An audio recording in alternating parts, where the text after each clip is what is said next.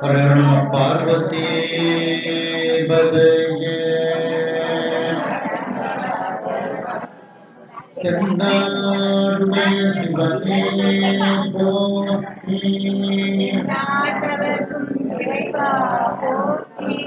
கலைஞரை கணபதிக்கு திருச்செந்தூர் முருகனுக்கு திருவாவடுதுறை ஆதீன ஸ்ரீ ஸ்ரீ குருமாசஞ்சானம் அவர்கள் பொன்னார் திருவடிகளை வணங்கியும் தர்மபுர ஆதீனம் நட்சத்திர குருமணிகள் ஸ்ரீ ஸ்ரீ குருமாசஞ்சானம் அவர்கள் பொன்னார் திருவடிகளை வணங்கியும் தர்மபுர ஆதீன தென்மண்டல கட்டளை விசாரணை ஸ்ரீமத் மீனாட்சி சுந்தர தம்பிரான் சுவாமிகள் பொன்னார் திருவடிகளை வணங்கியும் இந்த பெரிய புராண சிந்தனையை செவ்வனை நடத்தி கொண்டிருக்கக்கூடிய குமரி மாவட்ட இந்து நாடார்கள் சங்க தலைவர் மற்றும் அதனுடைய உறுப்பினர்கள் அனைவருக்கும் வணக்கத்தை தெரிவித்து இதை சிறப்பாக நடத்தி கொண்டிருக்கக்கூடிய அம்மையார் திருமதி ஆனந்தி ரமேஷ் அவர்களுக்கு வணக்கத்தை தெரிவித்துக் கொள்கின்றேன். நாம் சென்ற சிந்தனையில் சிவனேசன் செட்டியார் தன்னுடைய சுற்றத்தார்கள் முன்னிலையில் திருஞான சம்பந்த பெருமானுக்கே என்னுடைய மகளை திருமணம் செய்து கொடுப்பேன், என்னுடைய சொத்துகள் அனைத்தும் அவருக்கே உரியது, நானும் அவருக்கே அடிமை என்று எல்லோரிடத்திலும் கூறுகின்றார். அப்படி கூறியதனால் விளைந்த மகிழ்ச்சியில் அவர் திளைத்துக் கொண்டு இருந்தார் என்ற அளவில் சிந்தித்தோம். அதனுடைய தொடர்ச்சி ஆற்று நாள்களில் அனங்கனார் கன்னி மாடத்தில்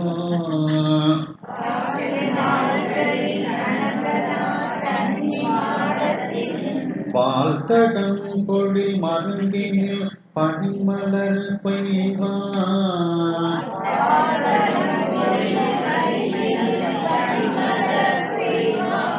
போற்றுவார் குழல் சேனியருடன் புறம் போந்து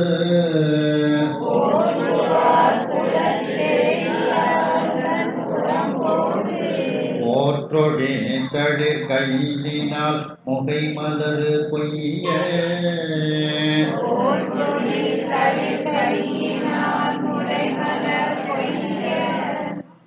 ஆற்று நாள்களில் இப்படி செல்லக்கூடிய நாட்களில் அப்படின்னு அர்த்தம்.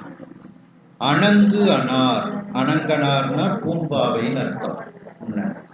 அந்த அணங்குன பெண், அந்த பூம்பாவையானவள் கன்னி மாடத்தில், அந்த கன்னி மாடம் என்ற அந்த பகுதியில் இருக்கக்கூடிய பால் தடம் பொழில், பால் போன்ற மிகப்பெரிய ஒரு நீர்நிலை, அந்த நீர்நிலையை உடைய பொழில்கள் சூழ்ந்த மருங்கினில், அதற்கு பக்கத்தில் சோலைகள் சூழ்ந்த மருங்கினில், அதற்கு பக்கத்தில் பனிமலர் கொய்வான், குளிர்ச்சியான மலர்களை பறிக்கும் பொருட்டு, கொய்யும் பொருட்டு, வான் அப்படின்னா அதன் பொருட்டுன்னு அர்த்தம். அந்த மலர்களை கொய்யும் பொருட்டு போற்றுவார் குடச்செடியருடன் புறம்போந்து. போற்றுவார்னா அந்த பூம்பாவையை பூம்பாவைக்கு பாதுகாப்பாக இருக்கக்கூடிய பெண்கள்னு அர்த்தம். போற்றுதல் தான் பாதுகாத்தல்னு அர்த்தம். ஏன்னா பெரிய வசதியான வீட்டு பெண்ணு எப்போதும் கூட ஒரு 4-5 தோழிமார்கள் இருக்கின்றார்கள். அப்படி அந்த பூம்பாவையை பாதுகாக்கும் குளச்சேடியருடன், கூந்தலை உடைய அந்த தோழிமார்கள், சேடியர்னா தோழிமார்கள், அந்த தோழிமார்களுடன் வெளியே வந்து கோற்றொடி, கோற்றொடினா திரண்ட வளையல்களை அணிந்த அந்த பெண் தளிர் கையினால், தளிர் போன்ற தன்னுடைய கைகளினால் முகை மலர் கொய்ய, அந்த மலரும் பருவத்தில் இருக்கக்கூடிய மலரை அப்படின்னா என்ன அர்த்தம், மொட்டுன்னு அர்த்தம். அந்த மொட்டுக்களை கொய்ய ஆரம்பித்தாள் இந்த பூம்பாவை. முகை மலர் அப்படின்னா அந்த மொட்டு அப்படின்னு அர்த்தம். அதை 3 காலம் அந்த மொட்டு பருவத்தில் இருக்கக்கூடிய மலர் அதை இந்த பெண்கள் எல்லாரும் சேர்ந்து அப்படியே பறிக்க ஆரம்பித்தார்கள். பால் தடம் பொழில் அப்படின்னா பால்னா பால் போன்ற நீரை உடைய, தடம்னா நீர்நிலை, அந்த நீர்நிலைக்கு பக்கத்தில் பொழில்கள் சோலைகள் இருக்கிறது. மருங்குன்னா அதன் பக்கத்தில் அப்படின்னு அர்த்தம். பனிமலர் அப்படின்னா குளிர்ச்சி பொருந்திய மலர் அப்படின்னு அர்த்தம். அப்படின்னா என்ன அர்த்தம்?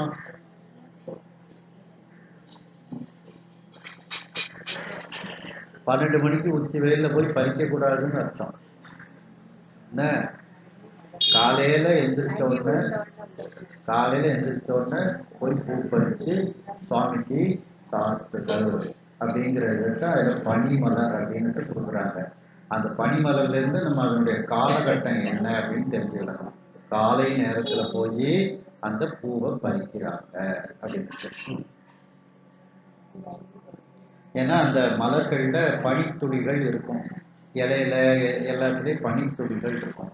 அப்படிப்பட்ட அந்த குளிர்ச்சி பொருந்திய மலர்கள், அதை பறிப்பதற்காக கொய்வதற்காக எல்லாரும் தோழிமார்கள் எல்லாரும் அந்த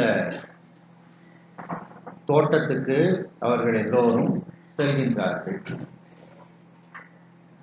அன்பர் இன்புறும் ஆர்வத்தின் அழித்த பாங்கல்லா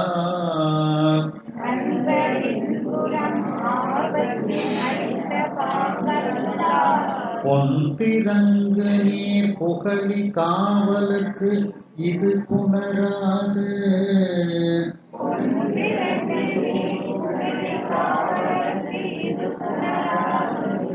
என்பது உட்கொண்ட பான்மையா எயிற்று இளம் பணியாய்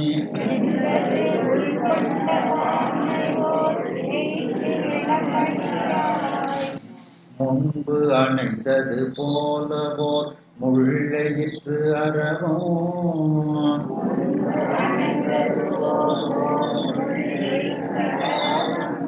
அதுல பான்மை ஓர்னு இருக்கும்.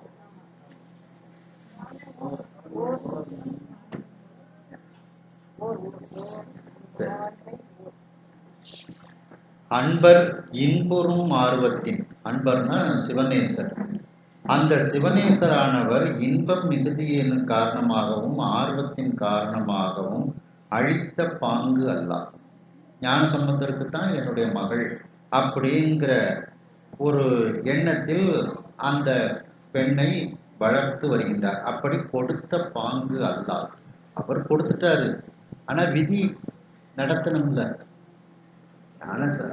சிவனேஸ்வர் என் மக ஞான சம்பந்தருக்கு தான் அப்படிங்கிறத செஞ்சுட்டாரு அப்படின்னு முதல் வரி. ஆனா விதி அப்படிங்கிறது அடுத்த வரி. விதி என்ன சொல்லுது? பொன் பிறங்கு நீர், அதாவது பொன் பொழிக்கும் நீரை உடைய புகழி சீர்காழி, அந்த சீர்காழிக்கு காவலராக இருக்கக்கூடிய ஞான சம்பந்தருக்கு இது புணராது, இந்த திருமணம் நடக்காது. யாரோட? இவர் பூம்பாவையோட திருமணம் நடக்காது என்பதை உள்கொண்ட, என்பதை உள்வாங்கிய தன்மையில், அப்படிப்பட்ட தன்மையில் ஒரு உருவத்தை எடுத்துக்கொண்டு, அது ஒரு பாம்பு என்கின்ற உருவத்தை எடுத்துக்கொண்டு, அப்பான்மை ஓர் எயிற்று இளம் பணியார், ஒரு எயிறுனா பல்லு, விஷப்பற்களை உடைய இளம் பாம்பாக அந்த விதியானது ஒரு உருவத்தை எடுத்துக்கொண்டு வருகிறது. அதாவது இந்த பெண் ஞான சம்பந்தருக்கு பொருந்தாது அப்படிங்கிறது விதி. அந்த விதி ஒரு உருவத்தை எடுத்துக்கொண்டு வருகிறது. என்ன உருவம்? ஒரு பாம்புங்கிற உருவத்தை எடுத்துக்கொண்டு வருகிறது. பனினா பாம்புன்னு அர்த்தம். முன்பு அணைந்தது போல, முன் வந்ததை போல ஓர் முள்ளயிற்று அரவம், அந்த ஒரு முள் போன்ற பற்களை உடைய பாம்பு இவர்கள் முன்னிலையில் இப்பொழுது வந்து சேர்ந்தது. அதாவது விதியே, ஊழ்தன்மையே ஒரு பாம்பாக உருவத்தை எடுத்துக்கொண்டு இவர்கள் முன்பு வந்து சேர்ந்தது. எப்படிப்பட்ட பாம்பு? முள் போன்ற பற்களை உடைய பாம்பு அப்படின்ட்டு சொல்றாங்க. அதாவது சிவனேசன் செட்டியார் அன்பின் காரணமாக, இன்பத்தின் காரணமாக, ஆர்வத்தின் காரணமாக என்னுடைய மகள், என்னுடைய செல்வங்கள் எல்லாமே ஞானசம்பந்தருக்கு தான் அப்படின்னு சொன்னாலும் விதி அப்படி இல்லை. விதி ஞானசம்பந்தருக்கும் இந்த பெண்ணுக்கும் திருமணம் நடக்காது என்பது விதியாக இருப்பதனால் அந்த விதியை செய்வதற்காக, அந்த விதி கடைபிடிப்பதற்காக அந்த விதியே ஒரு பாம்பு என்கின்ற உருவத்தில் இப்பொழுது வந்தது அப்படின்ட்டு சொல்றாங்க.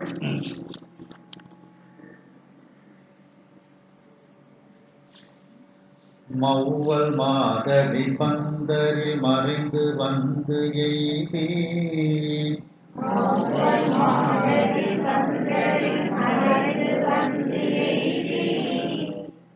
அதாவது இதுல பந்தரிங்கிறதுல பாம்புன்னு சேர்த்துக்கிட்டோம்னா டக்குன்னு அர்த்தம் கொடுக்குறோம்.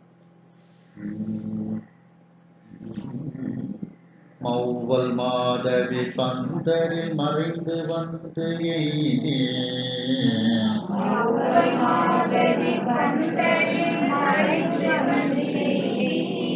செல்வி நான்முகை கவர் பொழுதினில் மலர் செங்கை,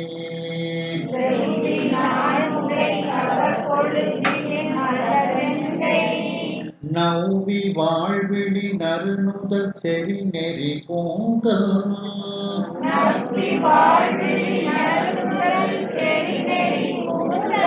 கோவை வாயவள் முகிழ் விரல் கவர்ந்தது குறித்து,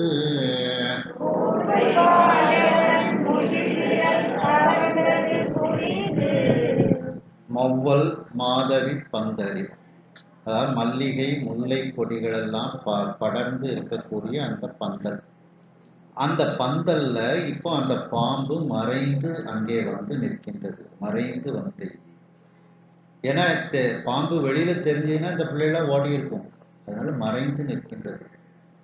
செல்வி நான்முகை கவர் பொழுதினில், செல்வினா பூம்பாவை, அந்த பூம்பாவையானவள் அந்த நான்முகை அன்று மலர்ந்த அந்த மொட்டு, நாள்னா அன்றைக்குன்னு அர்த்தம், முகைனா மொட்டு, அந்த அன்று மலர்ந்த அந்த மொட்டை கவர் பொழுதினில் அப்படியே அந்த கொடியிலிருந்து அப்படியே பீத்து எடுக்கக்கூடிய அந்த நேரத்தில் மலர் செங்கை, அந்த பெண் பூம்பாவை எப்படி இருக்கின்றாள்? மலர் போன்ற சிவந்த கைகளை உடைய பெண்ணாக இருக்கின்றாள். நவ்வி வாழ்விழி, நவ்வினா மான் அப்படின்னு அர்த்தம், வாழ்னா கூர்மைன்னு அர்த்தம். மான் போன்ற கூர்மையான விழிகளை உடையவளாக இருக்கின்றாள் பூம்பாவை. நறுநுதல், நல்ல சிறந்த நெற்றியை உடையவளாக இருக்கின்றாள். நுதல்னா நெற்றி. செறி நெறி கூந்தல், செறினா அடர்ந்த, நெறினா கெட்டப்பட்ட அப்படின்னு அர்த்தம், நெறிப்படுத்தப்பட்ட. அப்ப தலையை விரிச்சு போட்டுட்டு போகலன்னு அர்த்தம். அதில் தலையை சடை பின்னி அந்த பெண் பெயருக்கு அடர்த்தியான பின்னல் பின்னப்பட்ட கூந்தலை உடைய அந்த பூம்பாவை. கொவ்வை வாயவள், சிவந்த வாயை உடையவள். முகிழ் விரல், அவளுடைய அந்த மொட்டு போன்ற அந்த விரலை குறித்து கவர்ந்தது. நிறைய பேர் கூட பேருக்காங்க தோழிமார்கள், வேற யாரையாவது கிடைச்சிருக்கலாம்ல. விதி இவள் இந்த பெண்ணுக்குன்னு இருந்ததுனால இவளை குறித்து கவர்ந்தது. இவளை குறி வச்சு அந்த பாம்பு கடிச்சிட்டு, கவர்ந்ததுன்னு அர்த்தம், கடித்தது அப்படின்னு அர்த்தம். அதுல குறித்து கவர்ந்தது. அந்த குறித்துங்கிற வார்த்தைக்கு என்ன அர்த்தம்? கூட போனவங்க மற்றவங்களெல்லாம் கடிக்கல, இவளுடைய விதி முடியணும்னு இருக்கிறதுனால இவளை குறித்து அந்த பாம்பு கடித்தது அப்படின்ட்டு இதுல சொல்லப்படுகிறது. அதுல அந்த பெண்ணை பூம்பாவைய வர்ணனை இதுல செய்யறாப்புல. எப்படி அந்த பூம்பாவை இருக்கின்றாளாம்? கைகள்லாம் சிவந்த கைகள், மலர் போல இருக்கின்றதாம். மான் போன்ற கூர்மையான விழிகளை உடைய பெண்ணாக இருக்கின்றாள். நல்ல உயர்ந்த நெற்றியை உடையவளாக இருக்கின்றாள். அடர்ந்த பின்னப்பட்ட கூந்தலை உடையவளாக இருக்கின்றாள். சிவந்த வாயை உடையவளாக இருக்கின்றாள். அப்படிப்பட்ட அந்த பெண் மொட்டு போல அந்த விரலை குறித்து கவர்ந்தது. அவளுடைய அந்த மொட்டு போன்ற விரலை இந்த பாம்பு மிகவும் சரியாக இவளுடைய விதிதான் முடியுதுன்னுட்டு அந்த பாம்பு வந்து கடித்து விடுகின்றது. 4 தந்தமும் என்புற கவர்ந்து நஞ்சு புகுத்து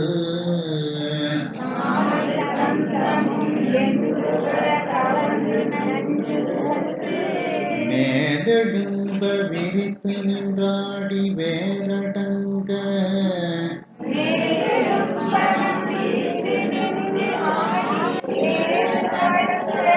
நீல வல்விடம் தொடர்ந்தெட நேரிடை வெண்போ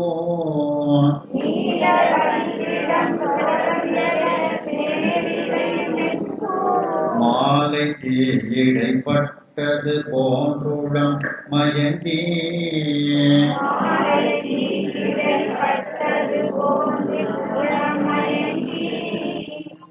பாம்புக்கு வந்து இந்த பக்கம் 2 விஷப்பல் இருக்கும், இந்த பக்கம் 2 விஷப்பல் இருக்கும்.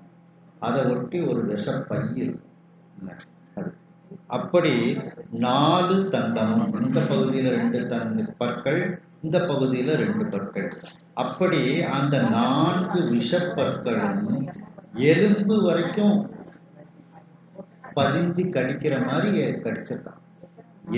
எலும்பு உர அப்படின்னா எலும்பு வரைக்கும், கவர்ந்து அப்படின்னா கடித்து, நஞ்சு உகுத்து நஞ்ச கக்கீர், அது மேலெழும்ப அப்படியே மேலே எழும்பி படம் விரித்து அப்படின்னா படம் எடுத்து கொண்டு நின்று ஆடி, அப்படியே அவர்கள் முன்னிலையில நின்று ஆடிக்கொண்டு வேறு இடத்துல போய் மறைந்து விடுகிறது. வேறு அடங்க அப்படின்னா வேறு இடத்திற்கு சென்று அந்த பாம்பு மறைந்து விடுகின்றது.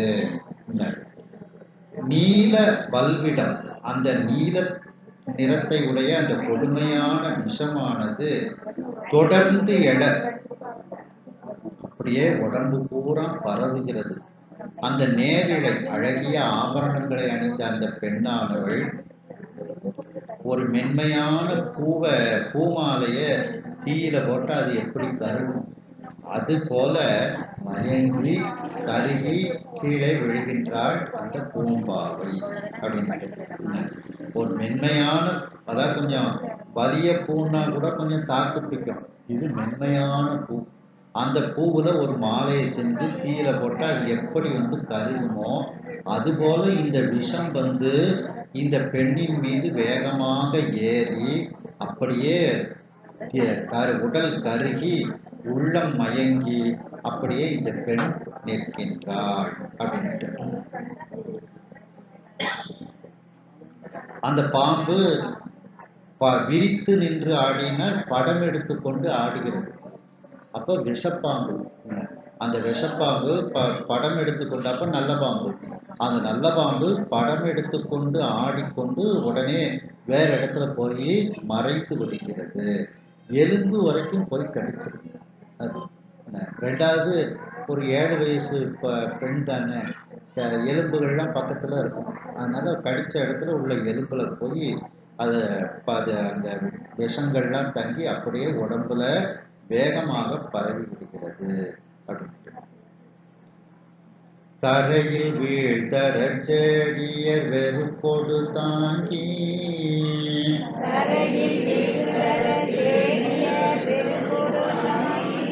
அந்த எண்பு உரை அப்படிங்கிறதுல இன்னொன்று என்ன அப்படின்னா, லேசா சதைப்பகுதியில கடிச்சிருந்தா கூட அந்த இடத்த கீறி ஒரு மாதிரி ரத்தத்தை உறிஞ்சி கெட்டி ஒரு மாதிரி வைத்தியம் பார்த்துடலாம். இது எலும்பு வரைக்கும் போய் பதிஞ்சிருது, எலும்புக்குள்ள விஷமும் போயிடுது. அப்போ அதை ஒன்றும் செய்ய முடியாது, எலும்பை உடைக்கவா முடியும்? அது அந்த எலும்புல போனதுனால வேகமா எலும்புக்குள்ளேயும் அது பரவி. அப்படி இருந்தா கூட லேசா கையை லேசா அந்த விரலை உடைச்சு விட்டுறலாம். அது அந்த இது அவங்களுக்கு தெரியல, அதனால எலும்பு வரைக்கும் அந்த விஷம் வந்து பரவுனதுனால எலும்பு வழியாகவும் எலும்புக்குள்ளேயும் அந்த விஷம் போயிடும். அப்போ அதனாலதான் காப்பாற்ற முடியாத ஒரு சூழ்நிலை.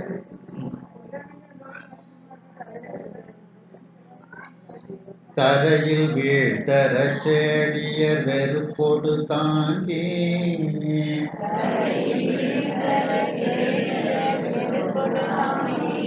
வரைசை மாடத்தின் உட்கொடு புகுந்திட வணிக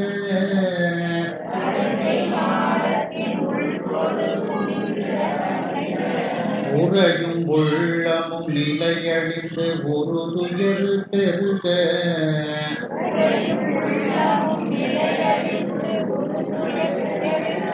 கரையில் சுற்றமும் தாமும் கலங்கினார் கழுள்தார்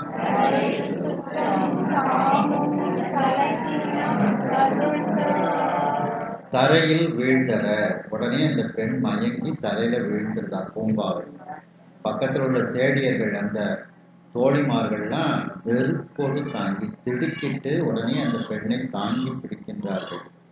அந்த வரைசை மாடத்தின் உட்கொடு புகுந்திட, மலை போல இருக்கக்கூடிய அந்த மாடம், வீட்டுக்குள்ள உள்ள பகுதி, அதுல உள்ளே கொண்டு சென்று உள்ளே வீட்டுக்குள் அவர்கள் புகுகின்றார்கள். வணிகர் உடனே இதை பார்த்த சிவநேசன், அந்த வணிகர் உரையும் உள்ளமும் நிலையழிந்து, பேச்சு உள்ளம் ரெண்டும் அப்படியே தன்னுடைய நிலையிலிருந்து அழிந்து விடுகிறது. வாய் குளறுது, பேச்சு வரமாட்டுக்கு, இப்படி ஆயிட்டே அப்படின்னுட்டு. உள்ளம் அதனுடைய நிலையிலிருந்து அழிந்து விடுகிறது. உரையும் நிலையழிந்து உள்ளமும் நிலையழிந்து, வாய் பேச்சு வரமாட்டுக்கு, அது உள்ளமும் நிலையழிந்து போய் இருக்கிறது. ஒரு துயர் பெருக, மிகப்பெரிய துயர் அவரிடத்தில் பெருகி இருக்கிறது. கரையில் சுற்றமும், இதை கேள்விப்பட்ட அளவற்ற சுற்றம், கரையில்னா அளவற்ற அப்படின்னு அர்த்தம், கரை காண முடியாத அந்த சுற்றத்தார்களும் உடனே அங்கே வந்து இதை பார்த்து கலங்கினார்கள், அழுதார்கள். கலுழ்ந்தார் அப்படின்னா அழுதனர்னு அர்த்தம். கலுழ்ந்தார்னா அழுதனர், கலங்கினார்கள், அழுதார்கள். வீட்டுக்குள்ள கொண்டு போறாங்க. அதை பார்த்த உடனே சிவநேசன் செட்டியார் அப்படியே ரொம்ப துன்பத்துல ஆழ்கின்றார். சுற்றத்தார்களும் அதை கேள்விப்பட்டு வந்து கலங்குகிறார்கள், அவர்களும் அழுகின்றார்கள். விடம் தொலை திடும் விஞ்சையிற் பெரியராம் மேலோர்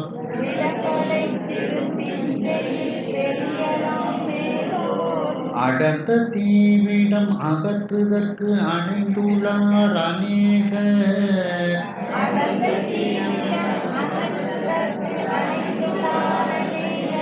திடங்கொள் மந்திரம் தியானம் பாவக நிலை முட்டி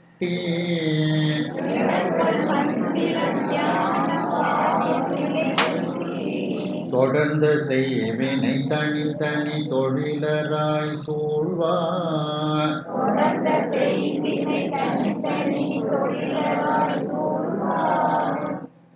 விடம் தொலைத்திடும், விஷத்தை நீக்கக்கூடிய, விஷத்தை இறக்கக்கூடிய அந்த வித்தையை பற்றி தெரிந்தவர்கள், அந்த விஞ்சை, அந்த வித்தையில் பெரியவர்கள், பெரியராக இருக்கக்கூடிய அந்த மேலோர்கள் எல்லாம் இந்த அடர்ந்த தீவிடம் நல்ல அடர்த்தியா உள்ள போய் படிந்து விடுகிறது. அப்படி அடர்த்தியாக உள்ளே படிந்த அந்த தீய விஷத்தை அகற்றுவதற்கு அங்கே வந்து சேர்ந்தார்கள். அணைந்துள்ளார் அநேகர், நிறைய பேர் வந்துட்டாங்க அந்த விஷத்தை தீர்ப்பதற்காக. அவர்கள் வலிமையான திடங்கொள் மந்திரம், வலிமையான மந்திரங்கள், தியானம், அந்த கருட தியானம்னு சொல்லுவாங்க. அந்த கருட தியானம் பண்ணோம்னா இந்த விஷம் வந்து இறங்கும். அந்த தியானம், பாவகம், அப்படியே ஒரு பாவனை, இந்த விஷத்தை இறக்குவதற்குரிய ஒரு பாவனை. நிலை முட்டி அப்படின்னா முட்டி நிலை அப்படின்னு பொருள். அதாவது இந்த நஞ்சை தணிக்க மந்திரவாதிகள்லாம் தன்னுடைய கை பெருவிரல்கள்ல பெருவிரலை மட்டும் எடுத்து மற்ற 4 விரல்களையும் மடித்து கொண்டு உச்சி முதல் கடிவாய் வரை அந்த நஞ்சு ஏறியவர் உடலை தொட்டு தடவி அந்த விஷத்தை இறக்குவாங்க. அதற்கு பேரு முட்டி நிலைன்னு ஒரு பேர். மந்திரவாதிகள் செய்யக்கூடிய ஒரு வைத்தியம். அந்த இதையும் எல்லாரும் செய்தாங்க. முட்டி நிலை, தொடர்ந்த செய்வினை, இப்படி எல்லோரும் அவரவர்களால் தெரிந்த அந்த செய்யக்கூடிய வினைகளை தனித்தனி தொழிலராய் சொல்வார். தனித்தனியாக இருந்து அவரவர்கள் அந்த விஷத்தை தீர்க்கக்கூடிய அந்த தொழிலை செய்து கொண்டு அந்த குழந்தையை சுற்றி அவர்கள், அந்த பெண்ணை சுற்றி அவர்கள் இருக்கின்றார்கள் அப்படின்ட்டு. இதுல சிவஞான சித்தியார்லயும் வரும், கருட தியானத்தினால அந்த விஷத்தை நீர்க்கலாம்னு ஒரு பாட்டை சிவஞான சித்தியார்ல வரும். அந்த ஏன்னா பாம்புக்கும் கருடனுக்கும் ஆகாது, அதனால அந்த கருட தியானம் பண்ணும்போது விஷம் இறங்கும் அப்படின்ட்டு. அந்த முட்டி நிலைங்கிறது மந்திரவாதிகள் செய்யக்கூடிய ஒரு வைத்தியம். இப்படி அந்த விஷத்தை நீக்குவதற்காக, அந்த விஷத்தை நீக்குவதில் வல்லமை வாய்ந்த அந்த வித்தையை தெரிந்த நிறைய பேரு இவர் வீட்டுக்கு இப்ப வந்து அவரவர்களுக்கு தெரிந்த அந்த வைத்தியத்தை இப்பொழுது அவர்கள் செய்து கொண்டு இருக்கின்றார்கள். மருந்தும் என் நிலமா மருந்தும் என் நிலமாறில செய்யவும் வலிந்து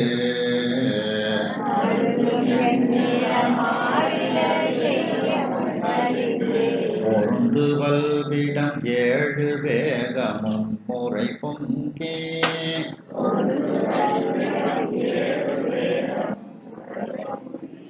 பெருந்தடங்கண் மென் கொடிய நாள் தடை இசை பிறங்கி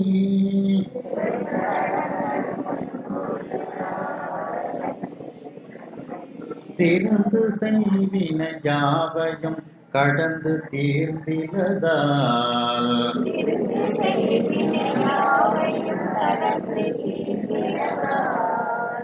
மருந்தும் எண்ணில. சரி, உள்ள கொடுக்கக்கூடிய மருந்துகளும் நிறைய கொடுக்கின்றார்கள், அளவில்லாமல் கொடுக்கின்றார்கள். மாறில செய்யவும், அவைகளும் அந்த இணையற்ற அந்த வைத்தியத்தை அவர்கள் செய்கின்றார்கள். மாறு இல்லைன்னா இணையற்ற வைத்தியம். இத மாதிரி ராஜ வைத்தியம் பார்க்க முடியாதுன்னு சொல்றோம் பார்த்தீங்களா, அவங்களுக்கு என்ன பிள்ளைகள் ராஜ வைத்தியம் பார்த்தாங்க அப்படின்னு பேச்சு வழக்குல சொல்லுவோம். அந்த ராஜ வைத்தியத்தை தான் இதுல சொல்லப்படுகிறது. மாறில செய்யவும், இணையற்ற அந்த வைத்தியங்கள் எல்லாம், மருந்துகள் எல்லாம் அந்த குழந்தைக்கு, அந்த பூம்பாவைக்கு கொடுக்கின்றார்கள். வலிந்து பொருந்து வல்விடம், அப்படி வலிமையாக அந்த பூம்பாவையை பொருந்திய அந்த அந்த வலிமையான விஷமானது அப்படியே வேகம், மிக மிக வேகத்தை எடுத்துக்கொண்டு முறையாக பொங்கி மேலேறுகிறது. அந்த விஷம் உடம்பு முழுவதும் பரவுகிறது. பெருந்தடம் கண் மென் கொடிய நாள், மிகப்பெரிய அந்த கண்களை உடைய அந்த மென்மையான கொடி போன்ற பூம்பாவை தலைமிசை பிறங்கி, அந்த தலைமிசை பிறங்கி திருந்து செய்வினை யாவையும் கடந்து தீர்ந்திருந்தான். அந்த பூம்பாவைய வந்து திரும்பவும் எப்படியாவது அவர் தலையை அசைச்சு உயிரை உண்டாக்கிடலாம் அப்படின்னுட்டு என்ன என்ன வினைகள்லாம், என்ன என்ன வைத்தியங்கள், என்ன என்ன அந்த தியானங்கள், என்ன மந்திரவாதிகள், இது எல்லாம் செஞ்சும் விஷம் வந்து தீரவில்லை அப்படின்ட்டு. பிறங்கி அப்படின்னா தலைமிசை, பிறங்கி அப்படின்னா தலையை மீண்டும் விளங்கச் செய்தல் அப்படின்னு அர்த்தம். தலையை மீண்டும் விளங்கச் செய்தல்னு அர்த்தம். இப்போ கீழே விஷத்தினால படுத்தான் அந்த பூம்பாவை, அந்த தலை வந்து திரும்ப எழுந்து எல்லாருக்கும் வந்து பூம்பாவையா அவ உயிரோட வரணும் அப்படிங்கிறதுக்குரிய எல்லா வைத்தியங்களும் செஞ்சாச்சு, எல்லா வழிபாடுகளும் செஞ்சாச்சு. ஆனா விஷம் மட்டும் தீரவே இல்லை அப்படின்ட்டு. யாவையும் கடந்து தீர்ந்திலதால், எது தீர்ந்திலதால்? விடம் தீரவில்லை, விஷம் வந்து இறங்கவில்லை அப்படின்ட்டு. திருந்து செய்வினை யாவையும், நன்கு தெரிந்த அந்த செய்யக்கூடிய அந்த வினைகள் எல்லாவற்றையும் செய்ததற்கு பிறகும் அதெல்லாம் கடந்த ஒரு நிலையாக அந்த பெண்ணுக்கு ஆயிருக்கு. கடந்து அப்படின்னா எல்லாம் கடந்து போச்சு அப்படின்னு சொல்லுவோம், எல்லாம் முடிஞ்சு போச்சு அப்படிங்கிற மாதிரி. அப்படி அந்த அனைத்து வைத்தியங்களையும் கடந்த ஒரு நிலையாக இந்த பெண்ணிற்கு ஆனதனால் விஷம் இறங்கவே இல்லை அப்படின்ட்டு. ஆவி தங்கு பல்புரிகளும் அடைவிலவாக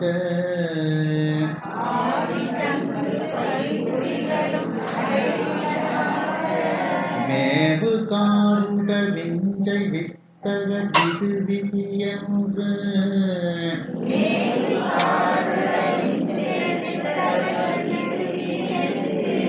ஓவும் வேலையில் ஒரு பெரும் சுற்றமும் அலறி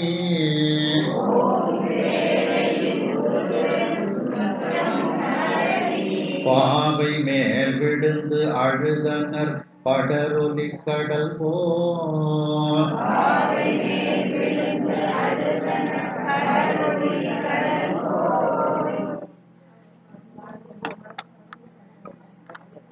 ஆவி தங்கு பல் குறிகளும் அடைவிலவாக. உடம்புல உயிர் தங்குவதற்கு உரிய பலவிதமான அடைகளும் பொருந்தாது போய்விட்டது. எந்த முன்னேற்றமும் இல்லை உடம்புல. அந்த அடையாளங்கள் எதுவும் அடைவிலவாக பொருந்தாது போக உடம்புல எந்த முன்னேற்றமும் இல்லை. மேவு காருட வித்தை வித்தகர், அங்கு வந்த கருட வித்தை, அந்த கருட வித்தையில ரொம்ப வல்லமை வாய்ந்தவர். வித்தகர் அப்படின்னா வல்லமை வாய்ந்தவர். கருட தியானத்துல மிகவும் வல்லமை வாய்ந்தவரே இது ஒன்றும் செய்ய முடியாது, எல்லாம் முடிஞ்சு போச்சு, இது விதிதான் அப்படின்னு சொல்லிட்டு அவரும் ஒதுங்கியிருந்தார். இது விதி என்று என்னுடைய கருட தியானத்திலையும் மீறிய ஒரு அமைப்பாக இது ஆகிவிட்டது, காலம் கடந்து விட்டது. அதனால இனிமேல் இந்த பெண்ணை உயிரோடு எழுப்ப முடியாது, நடந்தது விதி என்று நினைத்துக் கொள்ளுங்கள் அப்படின்ட்டு அவரும் சொல்லியிருந்தார். இது விதி என்று ஓவும் வேளையில் அவரும் எல்லாரையும் கைவிட்டுறார். ஓவுதல்னா கைவிடக்கூடிய நேரத்தில். டாக்டர் சொல்லுவார்ல, முடிஞ்சே செஞ்சுட்டோம், இனிமேல் ஆண்டவன் விட்ட வழி அப்படின்னு கைவிட்டுருவார். அதுபோல அந்த கைவிடம், அந்த கருட தியானத்தில் வல்லவர் இப்பொழுது கைவிட்டு விடுகின்றார். அந்த நேரத்தில் இதை கேட்டவுடன் அந்த மிகவும் நெருங்கிய நெருங்கிய மிகப்பெரிய அந்த சுற்றத்தார்கள் எல்லாம் அலறுகின்றார்கள். பாவை மேல் விழுந்து அழுதனர். அந்த பெண் மீது விழுந்து அவர்கள் அழுதார்கள். படர் ஒலி கடல் போல், படர்ந்த அந்த ஒலியை எழுப்பக்கூடிய அலைகளை உடைய கடலை போல எல்லோரும் இந்த துக்கத்தை நினைந்து இப்பொழுது அழ ஆரம்பித்தார்கள் அப்படின்ட்டு. அந்த கருட வித்தையில, கருட தியானத்துல வல்லவர்கள் வந்தாலே அந்த விஷம் இறங்கும். அவங்க தியானத்துல அவங்க மந்திரம் சொல்ல சொல்ல அந்த விஷம் இறங்கும். ஆனா அதையும் தாண்டிய ஒரு நிலையாக இது ஆனதுனாலதான் அவரு கையை விரிச்சிருக்காரு. இது இறந்து போகக்கூடிய நிலையில இருக்கு, இனிமேல் என்னால ஒன்றும் பண்ண முடியாது அப்படின்னு கையை விரிச்ச உடனே தான் அந்த சுற்றத்தார்கள் எல்லாரும் இப்போ அப்படியே அழுகின்றார்கள். சிந்தை வென்றுயர் ஒரு சிவநேசரும் தெளிந்து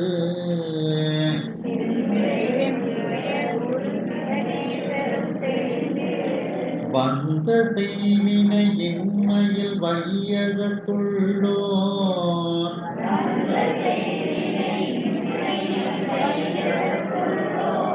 இந்த வெவ்விடம் ஒழிப்பவர்க்கு ஈகுவன் கண்ட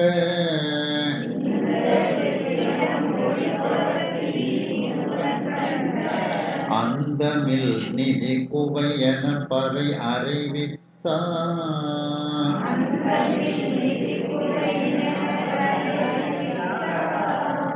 சிந்தை வெண்துயர் ஒரு சிந்தையில் இப்பொழுது கொடுமையான துயரத்தை கொண்ட சிவநேசர். அதாவது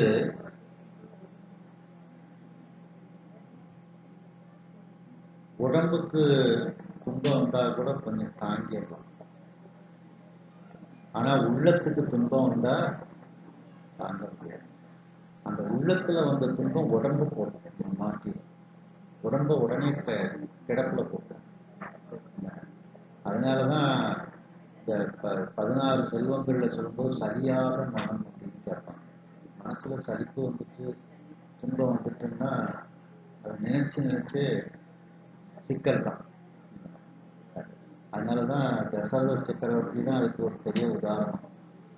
ராமனை பிரிய போறோம் அப்படிங்கிற துன்பம் மனசுக்குள்ள வந்த உடனேயே அவன் அவ்வளவுதான். அதான் அது மாதிரி இப்போ சிந்தை வெண்துயர் உரு, அந்த சிந்தையில கொடுமையான துயரத்தை அடைந்த சிவனேசன், அந்த சிவனேசன் இப்ப கொஞ்சம் தெளிவை அடைந்து வந்த செய்வினையின்மையில் இனி என்ன செய்ய போகின்றோம் அப்படின்னுட்டு தெரியாமல் வையகத்துள்ளோர், இந்த பூமியில யாராவது இந்த கொடிய விஷத்தை நீக்கிவிட்டால் அவருக்கு நான் சம்பாதித்த இந்த அளவில்லாத நிதி குவியல்கள், இந்த செல்வத்தை எல்லாம் நான் தருவேன் அப்படின்னுட்டு பறை அறிவிக்கிறார். பறை கொட்டு வச்சு அறிவிச்சு ஊரெல்லாம் தண்டவரா போட்டு எல்லா ஊர்களுக்கும் சொல்லி விடுறார். என்னுடைய மகளை யாராவது உயிர் பிச்சு தந்தீங்கன்னா நான் சம்பாதிச்ச செல்வத்தை பூரா உங்களுக்கு தாவேன் அப்படின்னுட்டு அந்த சிவனேசர் கூறுகின்றார்.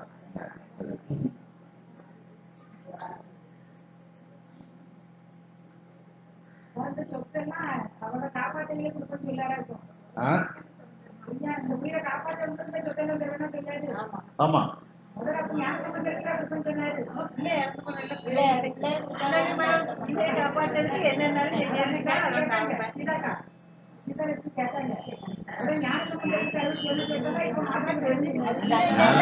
அதாவது இதுதான் என்னது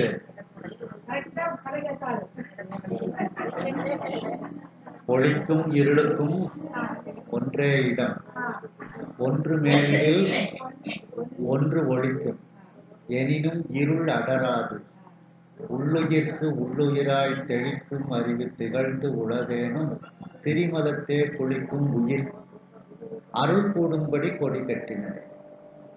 எல்லா சொத்தும் ஞான சம்பந்தருக்குன்னு சொன்னதுக்கு அப்புறம் பற்று இங்க பற்றுனதுனால குழந்தைய காப்பாற்றுறவங்களுக்கு என்னுடைய சொத்து அப்படிங்கிற மாதிரி வராது. அப்போ அறிவு அதிகமா இருந்தாலும் உயிரானது மலத்துல குளிக்கத்தான் செய்யும் அப்படின்னுட்டு தான் சட்டம். அந்த சட்டத்துக்கு தானே அவர் வராரு. அறிவு திகழ்ந்து உளதேனும், அறிவெல்லாம் நிறைய இருக்குயா, ஆனாலும் என்ன பண்ணும், திரும்ப திரிமலத்தை அந்த அறிவு உயிரானது குளிக்கும் அப்படிங்கிற இதுலதான் இந்த கேட்டகரியில தான் அவர் வர.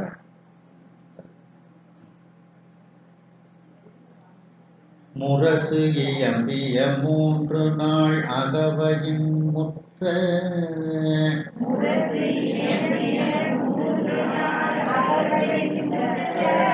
அரசர் பாங்குளோர் உட்பட அவனி மேல் உள்ள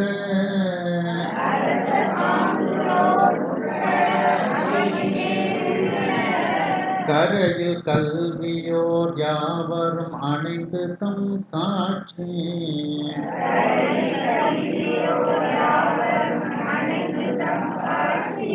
உரையில் செய்கையில் தீர்ந்திடாது ஒழிந்திட போனார்.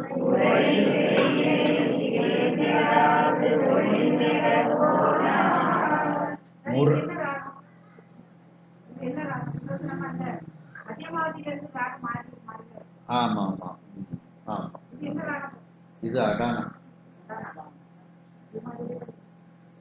அதாவது திருவிளையாடற் புராணம் நடக்குது. திருவிளையாடற் புராணம் அடானா ராகத்துல கொண்டு போயிட்டு இருக்கு. அது சமயத்துல இங்க சேர்ந்து அதை கவனமா எடுக்க வேண்டியிருக்கு. வேற ஆமா, கொஞ்சம் பதியாம வச்சிருக்காங்க. இப்ப சத்தம் போட்டு பதிவு வந்துடும். இன்னைக்கு வரைக்கும் நடந்துட்டு தான் இருக்கு.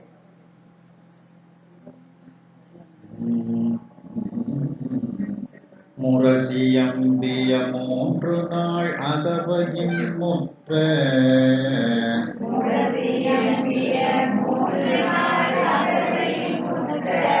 அரசர் பாங்குளோர் உட்பட அவனியே உள்ள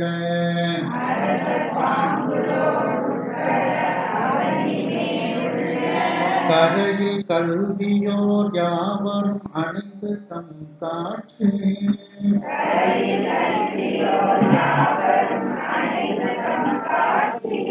புறையில் செய்கையில் தீர்த்திடாது ஒழிந்திட போனார்.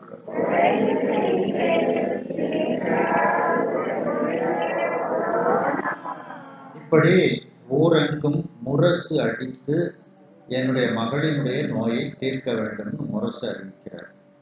அப்படி முரசு இயம்பிய 3 நாள் வரைக்கும் அந்த பெண்ணை அந்த பூம்பாவையை நல்லா பக்குவப்படுத்தி உடம்ப பாதுகாத்து வைக்காங்க. 3 நாள் அகவையும் 3 நாள் இப்ப கழிஞ்சு போயிடும்.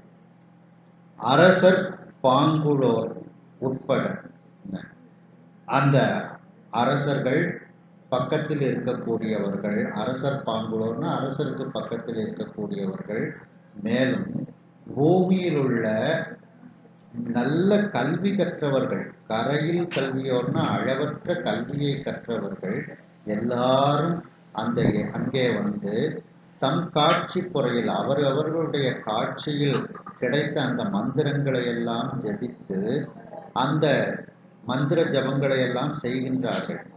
ஆனால் எதனாலேயும் அந்த விடமானது தீரவில்லை. தீர்ந்திடாது ஒழிந்திட போனார். விஷம் தீராம இதை செய்ய முடியல அப்படின்ட்டு எல்லாரும் சென்று விடுகின்றார்கள். ஏன்னா நிறைய நாங்கள் எங்களுக்கு இதை பற்றிய இந்த விஷத்தை தீர்க்கக்கூடிய ஆற்றல் உண்டு அப்படின்ட்டு சில பேர் இருப்பாங்க. அவர்கள் எல்லாருமே பார்க்காங்க பல்லவ நாட்டில் இருக்கக்கூடிய அந்த அரசருக்கு. ஏன்னா இவரும் அரசருக்கு வேண்டியவர். அதனால் அந்த அரசர் பக்கத்தில் இருக்கக்கூடியவங்கள்லாம் கூட சிவனேச செட்டியார் இடத்துக்கு எல்லாரும் அவரவர்களால் என்ன ஒரு வைத்தியங்கள் பார்த்தல், மந்திரங்கள் ஜபித்தல் இதையெல்லாம் செய்கின்றார்கள். எதனாலேயும் அந்த விடமானது தீரவில்லை. எங்களால் இந்த விஷத்தை தீர்க்க இயலவில்லைன்னு அவர்களும் கையை விரிச்சிட்டு எல்லாரும் 3 நாள் டைம் எடுத்துக்கிட்டு எல்லாரும் போயிருக்காங்க. சீரின் மன்னிய சிவனேசர் கண்டுளம் மயங்கி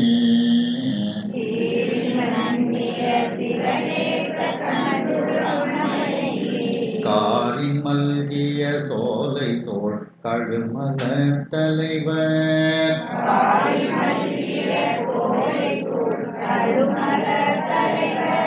சாரும் அவ்வளவும் உடல் தழவிடை அடக்கி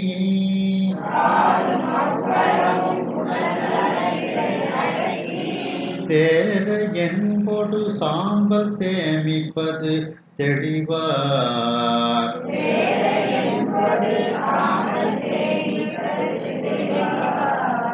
சீரின் மன்னிய சிவனேசர், அப்படி பெருமை மிகுந்த அந்த சிவனேசர் இதையெல்லாம் பார்த்து அப்படியே உள்ளமானது அவர் துன்பத்தால் மயங்குகிறது. அந்த காரின் மல்கிய சோலை, கருமையான மேகங்கள் சூழ்ந்திருக்கக்கூடிய அந்த சோலைகள் சூழ்ந்த கழுமலம், அந்த சீர்காழிக்கு தலைவராக இருக்கக்கூடிய திருஞான சம்பந்தர். கழுமல தலைவர்னா திருஞான சம்பந்தர்னு அர்த்தம். அந்த திருஞான சம்பந்த பெருமான் இந்த மயிலாப்பூருக்கு வரும் வரைக்கும் இந்த என்னுடைய மகளை தீயிலிட்டு அதிலிருந்து வரக்கூடிய அந்த சாம்பல் எலும்புகளை நான் சேர்த்து வைத்து அவரிடத்தில் கொடுத்து விடுவேன் அப்படின்ட்டு அவர் நினைக்கின்றார். கழுமல தலைவர் சாரும் அவ்வளவும் இந்த மயிலாப்பூருக்கு சேரக்கூடிய அந்த காலகட்டம் வரைக்கும், அவ்வளவுன்னா அந்த காலகட்டம் வரைக்கும் உடல் தழலிடை அடக்கி இந்த என்னுடைய மகளினுடைய உடலை நெருப்பிலிட்டு பஸ்பமாக்கி, நெருப்பிலிட்டு சாம்பலாக்கி, அடக்கினா சாம்பலாக்கி, தழல்னா நெருப்பு, நெருப்பிலிட்டு சாம்பலாக்கி சேர என்போடு சாம்பல் சேமிப்பது தெளிவார். அந்த எலும்பையும் சாம்பலையும் ஒன்று சேர சேமிக்க வேண்டும் அப்படின்னுட்டு அவர் ஒரு தெளிந்த முடிவுக்கு அவர் வருகின்றார்.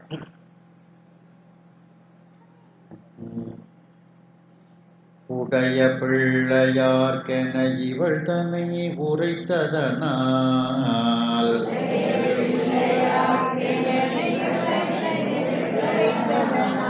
அடைவு துன்புறுவதற்கில்லையாம் நமக்கு என்றே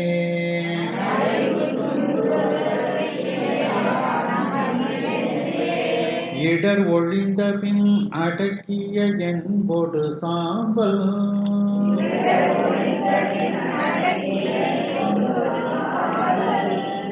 புடை பெருத்த கும்பத்தினில் புகப்பெய்து வைப்பார்.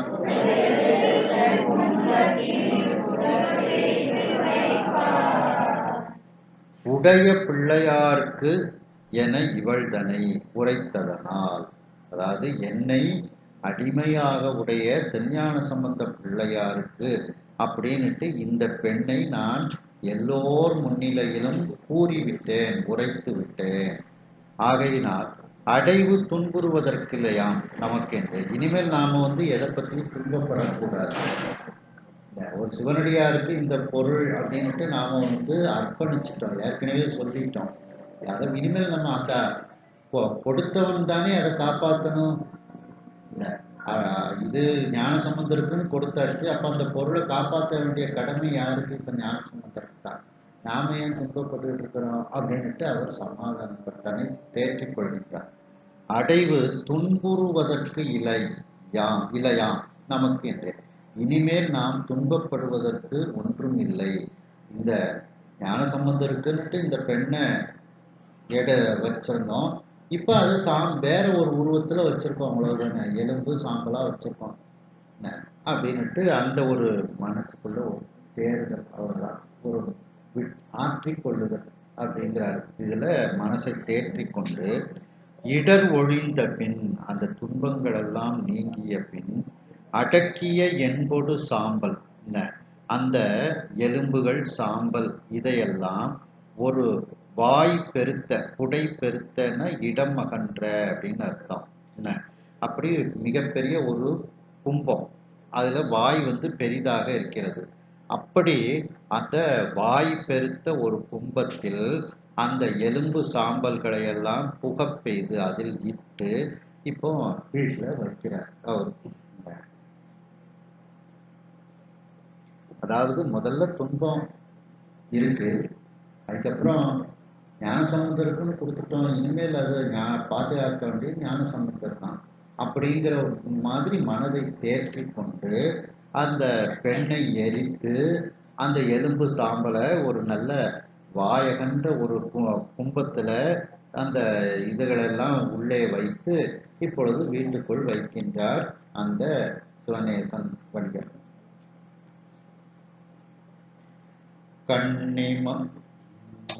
கண்ணி மாடத்தில் முன்பு போர் காப்புற அமைத்து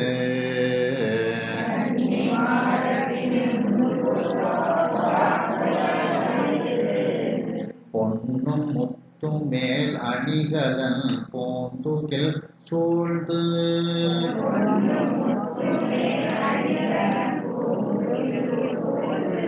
பண்ணு தூவியும் பஞ்சனை விரைப்பள்ளி அதன் மேல்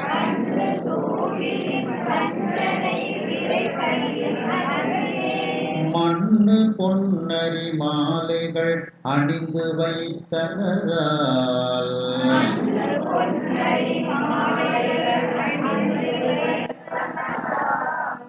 அந்த வீட்டுல ஒரு கன்னி மாடம், அந்த கன்னி மாடத்தை அமைத்து முன்பு போல் காப்புற அமைத்து அந்த கன்னி மாடத்துக்கு நல்ல காவல் பொருந்த அதை அமைத்து, காப்புறன காவல் பொருந்துமாறு அந்த இடத்தை அமைத்து, பொன்னும் முத்து மேல் அணிகள், அந்த குடத்துல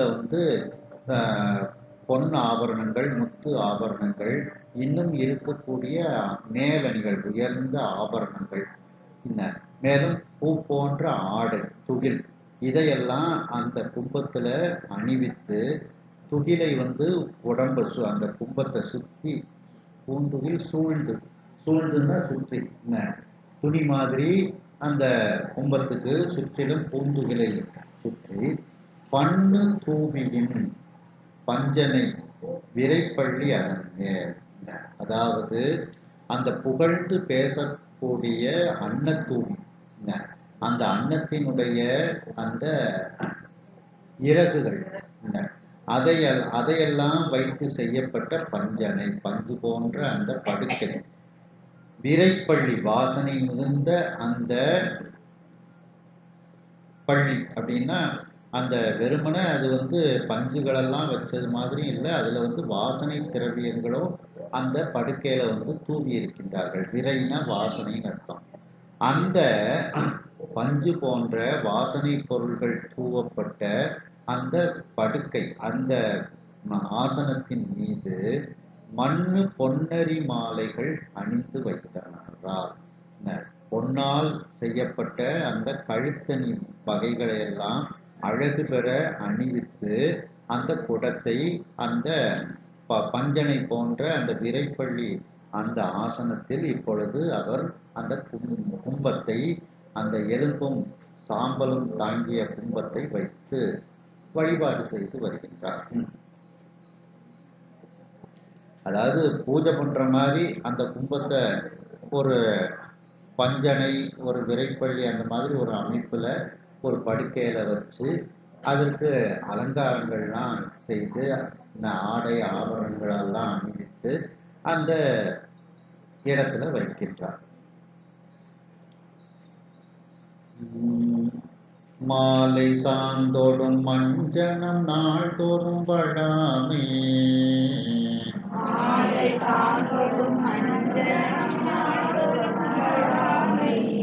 பாலின் நேர்தரும் போனகம் பகல் விளக்கு இணைய,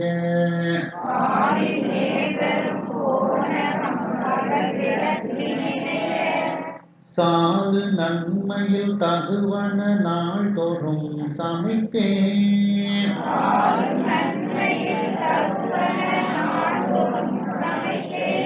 ஏழு மாசைய யாவரும் வியப்பெய்து நாளில்,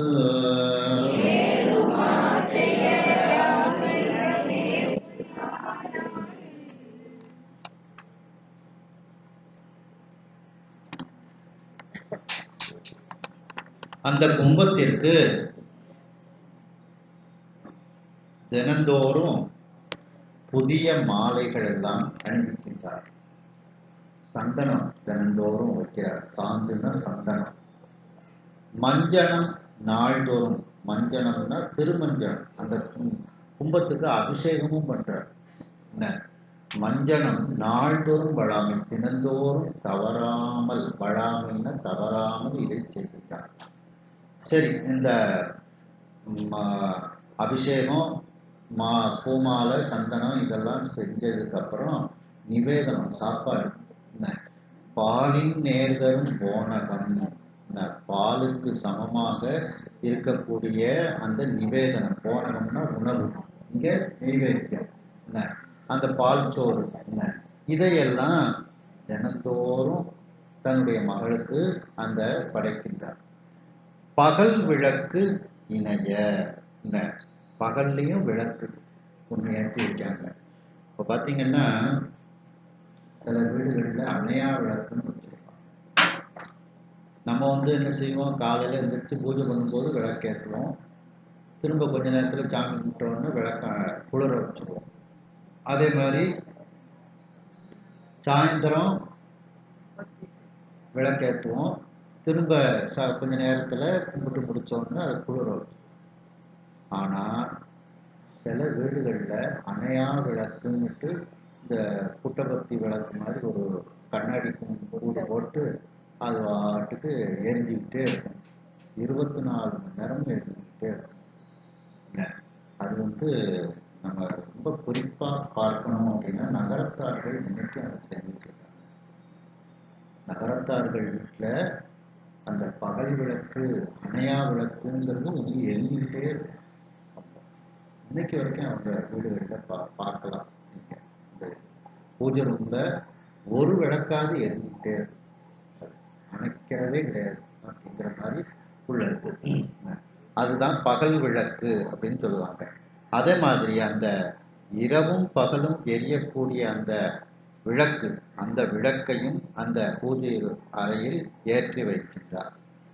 சாலு நன்மையில் தகுவன நாள்தோறும் சமைத்து, மேலும் பொருந்திய நன்மையினால் தக்கவையாக தினந்தோறும் அந்த பூஜையில் எல்லாவற்றையும் செய்து ஏழுமா செய்ய யாவரும், ஏழுமானால் இயன்ற வரைக்கும் அந்த பூஜையை நல்ல விதமாக செய்து வருகின்றார். அந்த கும்பத்துக்கு ஏழுதல் அப்படின்னா இயன்றவரை செய்ய, தினந்தோறும் தன்னால் இயன்றவரை அந்த பூஜைகளை அந்த சிவநேசன் செட்டியார் தினந்தோறும் செய்கின்றார். இதை எல்லாரும் பார்த்தவர்கள் எல்லாம் வியப்பு அடைகின்றார்கள். யாவரும் வியப்பெய்தினார்கள். எல்லோரும் இப்படி ஒரு மகள்கிட்ட அன்பு, மகள் இறந்ததுக்கு அப்புறமும் அதை விடாம ஒரு குழந்தைக்கு டெய்லி சாப்பாடு கொடுக்கறது மாதிரி, குழந்தைய டெய்லி குளிப்பாட்டுற மாதிரி இதெல்லாம் செஞ்சு இப்படி ஒரு அன்போடு இருக்கின்றாருன்னு பார்க்குறவங்களுக்கெல்லாம் அதை பார்த்து வியப்பு ஏற்படுகிறது. சந்தை மன்னவர் திருவொற்றியூர் நகர் சார்ந்து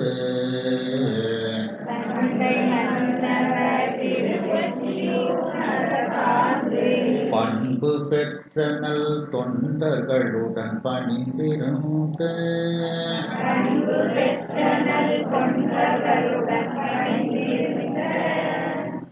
நன்பு மிக்க நல்வார்த்தை அந்நற்பதி உள்ளோ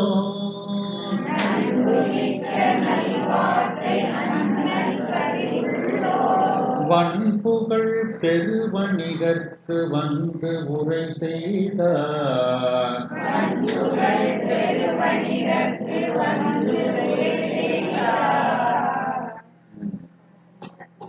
சண்பை மன்னவர் திருவொற்றியூர் நகர் சார்ந்து. சண்பை மன்னவர்னா சீர்காழிக்கு 12 பேர்ல சண்பைங்கிறது ஒன்று. அந்த சண்பை மன்னவராகிய திருஞான சம்பந்தர் பெருமான் திருவொற்றியூருக்கு இப்பொழுது தங்கி இருக்கின்றார்கள் அப்படின்னுட்டு தெரிந்து கொள்கின்றார் சிவநேசர். திருவொற்றியூர் நகர் சார்ந்து பண்பு பெற்ற நல் தொண்டர்களுடன் பணிந்து இருந்த, அவரோடு ஞானசம்பந்த பெருமானோடு வந்திருக்கக்கூடிய அந்த தொண்டர்கள் எல்லாம் எப்படிப்பட்டவர்களாம்? பண்பு பெற்ற தொண்டர்கள், பண்பான தொண்டர்கள். அந்த பண்பை பெற்ற, நல்ல பண்புகளை பெற்ற நல்ல தொண்டர்களோடு அந்த திருவொற்றியூர் பெருமானை பணிந்து அங்கே இருக்கின்றார்கள். இப்படிப்பட்ட இருக்கின்றார்கள் என்ற நன்பு மிக்க நல்வார்த்தை, நலத்தை தரக்கூடிய அந்த நல்ல வார்த்தைகளை அந்நற்பதி உள்ளோர்